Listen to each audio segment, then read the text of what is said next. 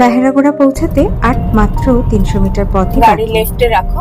সামনেই বেহেরাগোড়া বাইপাস করার জন্য ফ্লাইওভারটি দেখা যাচ্ছে। আমরা ফ্লাইওভারে উঠবো না, তার আগেই বাঁদিকের সার্ভিস রোডটি নিয়ে নেব। Left left. বাঁদিকের এই সার্ভিস রোডটির অবস্থা কিন্তু বেশ খারাপ।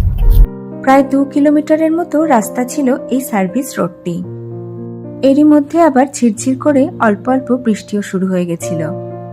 এরকম রাস্তা দেখে আমার তো ভয় লেগে গেছিল, না জানি সামনের রাস্তাটি আমাদের কি হতে চলেছে সেই আশঙ্কায়।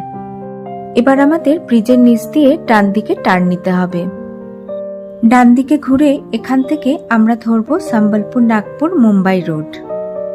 রাস্তার অবস্থা এতটাই খারাপ ছিল, আর আপনাদের দাদা পুরোপুরি রাস্তার উপরেই কনসেন্ট্রেট করে গাড়ি চালাচ্ছিল, তাই সামনের কাজটা যে বৃষ্টি পড়ে হেজি হয়ে গেছে, ওয়াইপারটা চালাতে হবে সেটাও মাথায় ছিল না। Mumbai road, Mumbai road. হ্যাঁ, সম্বলপুর নাগপুর মুম্বাই রোড। যাই হোক, চলুন আমরা উঠে পড়েছি মুম্বাই রোডে। এখন এই পথ ধরে 16 কিলোমিটারের মতো রাস্তা যেতে হবে। আপনাদের জন্য রইল রাস্তার ধারের এই সুন্দর ল্যান্ডস্কেপের কিছু দৃশ্য। বাড়িপদা পৌঁছাতে আমাদের এখনো 40 কিলোমিটারের মতো রাস্তা যেতে হবে।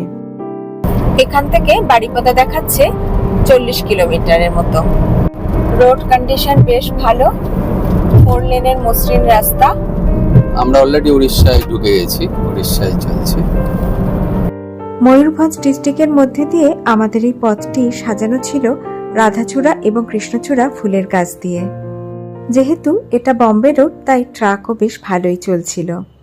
যদিও এই বম্বে রোড দিয়ে আমরা মাত্র 16 কিলোমিটার রাস্তায় এসেছিলাম। 16 কিলোমিটার পথ এসে বাঁদিকে সার্ভিস রোডটি ধরে এবার আমাদের আবার বাঁদিকে টার্ন নিয়ে বালাসোরের রাস্তাটি ধরতে হবে। এখানেও সার্ভিস রোডের অবস্থা খুবই খারাপ।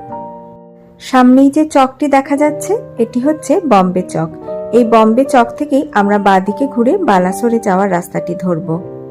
প্রত্যেকবারই আমরা যখন চলার পথে এরকম এক একটা করে বাঁক নিতাম, তখন মনে প্রশ্ন জেগে উঠত যে সামনের রাস্তাটি কিরকম হবে। কিন্তু বাঁকটি নিতে নিতে তখনও জানতাম না সামনে আমাদের জন্য এত সুন্দর একটা পথ অপেক্ষা করে আছে।